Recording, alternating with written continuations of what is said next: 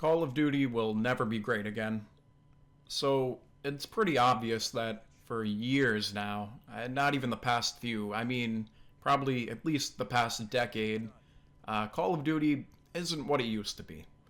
The good old days we had Black Ops 2, Modern Warfare 3, the original Modern Warfare 2, COD 4, and there's a very clear difference between those games and games that came after Black Ops 2. I'd say that was the end of the golden era, was Black Ops 2. Lucky for me, I got to experience the game in its prime when it first came out, and good thing I did, because look at your screen. I'm playing the game 12 years later. It's my favorite game of all time, there's no doubt about that. You know, I could go on and on about Black Ops 2. It's not really what I'm here to do, though. I have one very simple reason why Call of Duty will never be great again, even though there are hundreds of reasons, probably. With Black Ops 6, the developers are like, what are they doing, man? Every day it's a new glitch or something wrong with the game. I don't currently play Black Ops 6. I put a lot of time into it, but I haven't touched it in months. But it's always something going on with that game, and things are getting messed up. It's like they don't know what they're doing. And that has been the case for many, many years now. I mean, starting with Modern Warfare 2019, I would say, which I love that game. But ever since then, it just seems like things are getting very, almost overcomplicated, and because of that, all these issues come from it.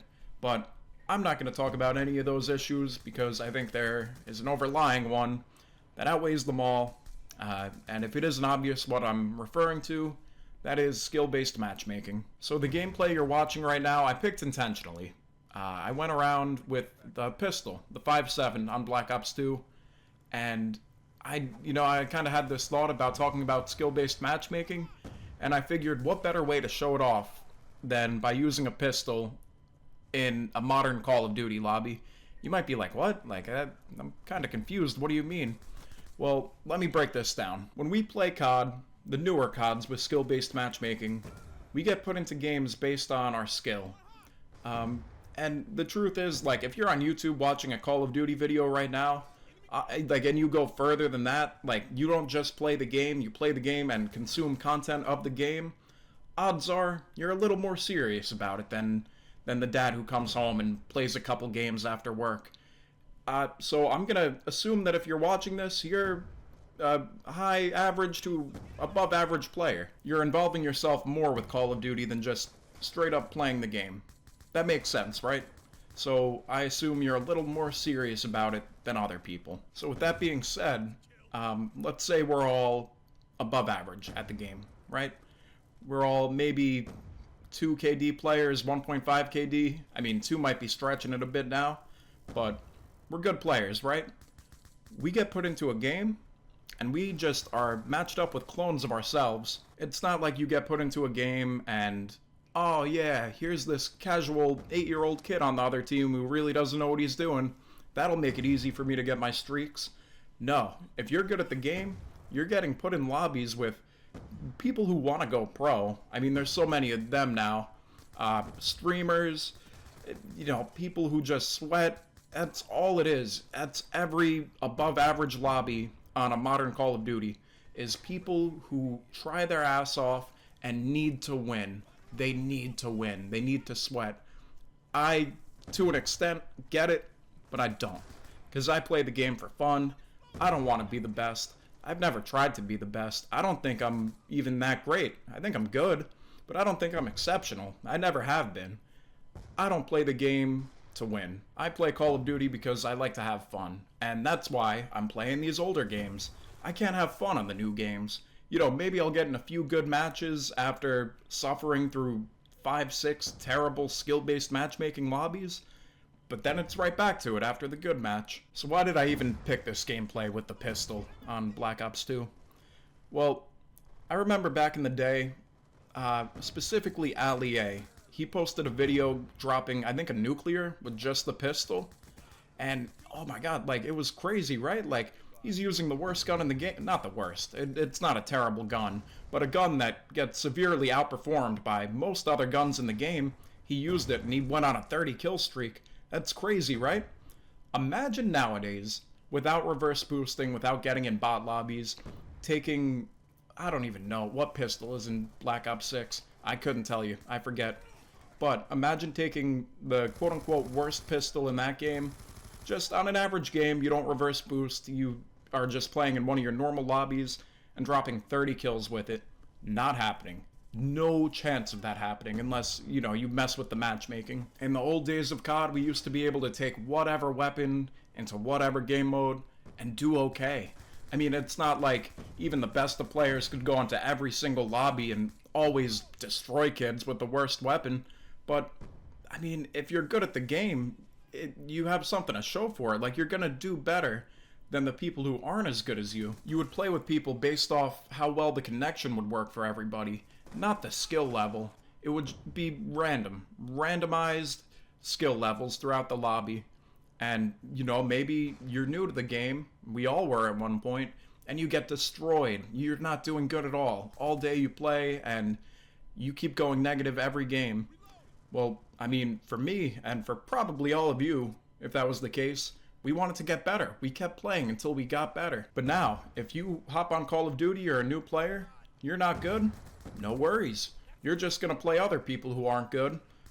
You'll stay in your skill bracket. How are you supposed to improve? If you're just gonna constantly play people who are bad, and there's really no challenge for you, how are you gonna get better? Like, does it make any sense? And what makes it even worse than just the skill-based matchmaking itself is the fact that every game is a big competition now. Everybody wants to go pro and, you know, be competitive. And on a game like Black Ops 2 or any of the other old games, it wasn't like that. Like, yeah, you had your sweats. You'd probably find one in most lobbies, but it wasn't every single person. It wasn't 6 people that are trying to be streamers and play competitive against another 6 doing the same. It was a fun experience. You had people on Black Ops 2 like trick shotters, people who would just quick scope, people ninja defusing and search and destroy. I mean, I'm sure people try to do that now, but good luck. I mean, if you try to ninja defuse now, there's no way you're getting that off most of the time unless you reverse boost. People played the game for fun and they had play styles that they liked. And you could argue that you can still do that now in the new games, but not without manipulating the matchmaking. It's not natural. And I get that for the people who maybe are professional players or want to be like that, people with a really competitive mindset, maybe it works for them. I get that. I don't knock them for that. That's cool. I'm happy if that's the case. But that's not what I want, and I'd say that's what a majority of people don't want. When I played Black Ops 6, when it first came out, I played it a lot for the first month. But I got kind of decent lobbies only because I was doing challenges for the camos. But when it was time to actually play the game and I played with my friends, there was no, like, sitting back and hanging out and just, you know, having a laugh. No, we had to lock in.